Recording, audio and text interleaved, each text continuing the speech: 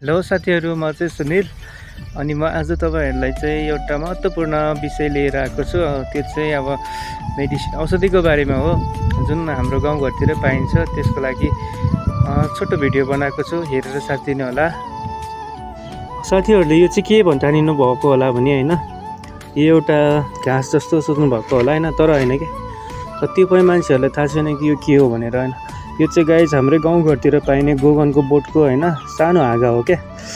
यसको चाहिँ धेरै औषधि हुन्छ। यसले चाहिँ जो मान्छेमा एकदमै गर्मी छ, गर्मी शरीरको हुनुहुन्छ, उहाँहरूको लागि चाहिँ एकदमै राम्रो मेडिसिन बन्न पुग्छ। यो हाम्रो गाउँघरतिर पाइने हो, गोगनको बोटको हाँगा हो यो चाहिँ हैन गाइजहरू।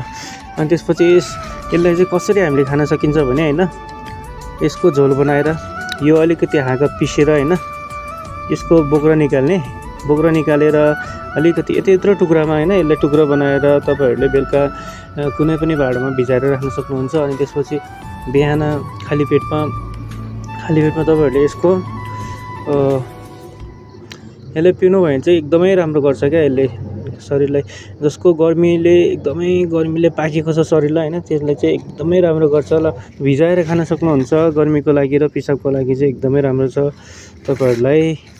गाइजहरू, यसकै सल्लाह सुझावको लागि मैले यो भिडियो बनाएको हो। मन परेमा लाइक, शेयर, सब्सक्राइब अनि त्यसपछि कमेन्ट गर्न नभुल्नु होला।